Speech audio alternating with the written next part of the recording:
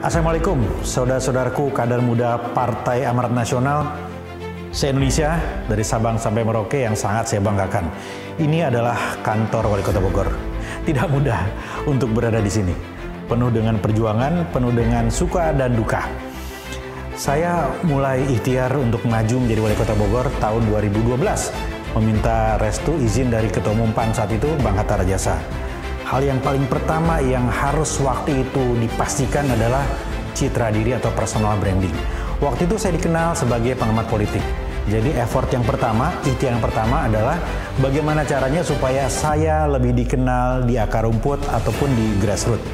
Waktu itu saya kerja keras. 2 tahun sebelum pilkada, saya udah nginep bersama warga. Nginep di rumah ustadz, nginep di rumah ketua RW, di rumah tokoh masyarakat. Saya bentuk juga grup reok, di mana saya bersama grup reok itu keliling-keliling Kota Bogor sebagai Ketua Umum Paguyuban Bogor. Itu adalah kendaraan saya. Jadi ada pijakan di grassroots, berbicara dengan bahasa lokal, sehingga saya mulai dikenal warga-warga yang ada di bawah. Yang kedua adalah positioning. Ada di mana posisi kita dan bagaimana kita menempatkan diri terhadap penantang. Tentu yang saya tawarkan adalah harapan. Berbeda dengan incumbent atau petahana yang waktu itu bertahan, saya menawarkan harapan. Tapi satu hal yang harus diingat, harapan ditawarkan tidak boleh disampaikan dengan cara-cara yang jauh dari adat ketimuran. Jadi saya sampaikan itu dengan cara yang santun, tapi pesannya dapat. Yang ketiga, diferensiasi. Pembeda kita dengan petahana seperti apa. Saya belajar dari bukunya guru saya, sahabat saya, Profesor Hermawan Kartajaya. Ada 3 elemen yang kemudian saya fokuskan. Pertama adalah perempuan, ibu-ibu atau women. Yang kedua adalah anak muda, youth. Dan yang ketiga adalah netizen. 3 elemen ini kita garap habis-habisan.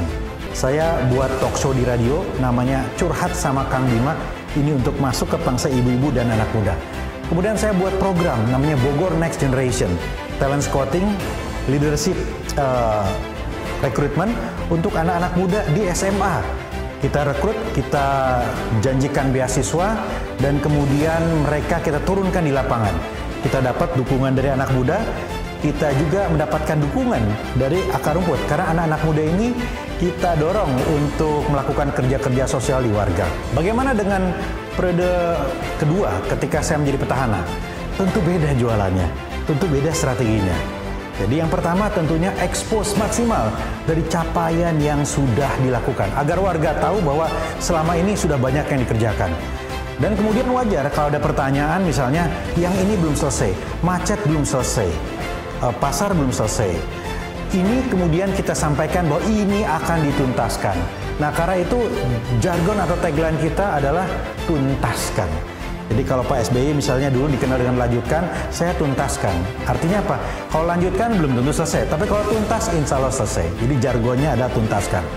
Kemudian bagaimana dengan prinsip-prinsip diferensiator atau pembeda tadi? Sama. Walaupun sebagai petahana, tapi saya pelajari waktu itu, ini adalah rumus yang sangat penting. Kita harus pelajari potensi dari lawan-lawan kita. Lawan-lawan kita semuanya lebih senior. Nah, karena itu kita kembali fokus untuk menggarap kaum milenial. Kampanye kreatif dan ekstrim. Apa yang dilakukan? Pertama, kita rekrut anak-anak muda. Jadi dulu slogan kita adalah Badra. Badra itu singkatan dari saya dan kandidat wakil wali kota Bima Arya dan Dedi Rahim. Badra ini juga ada filosofinya. Dan kita bentuk Badra Muda. Anak-anak yang berkampanye di kalangan mereka sendiri. Jadi tidak selalu harus saya yang turun, tapi anak-anak ini yang turun mengenalkan Bima Arya dan Dedi Rahim. Kita juga naik gunung. Ini kampanye ekstrim. Saya dengan Kang Dedi naik ke puncak Gunung Gede. Nggak cukup naik gunung, kita juga arung jeram. Targetnya adalah selain menunjukkan bahwa kita memiliki stamina dan keberanian, selain tadi naik gunung dan arung jeram, kita juga buat video klip. Saya ciptakan lagu, saya nyanyi sendiri, kemudian kita populerkan video klipnya. Jadi saudara-saudaraku yang sangat saya banggakan, kuncinya untuk memenangkan pilkada singkat saja sebetulnya. 2S, 1 strategi, dan yang satu lagi adalah stamina. Strategi itu bisa menekan pembiayaan. Nggak punya strategi jitu, maka biaya akan membengkak. Nomor 1 strategi, nomor 2 adalah stamina. Jadi apa boleh buat, stamina itu penting. Karena kita bertarung ketika strateginya barangkali sama, uangnya juga sama, tapi kita harus lebih dalam hal stamina, mental dan spiritual. Mari kita perjuangkan platform Partai Amanat Nasional.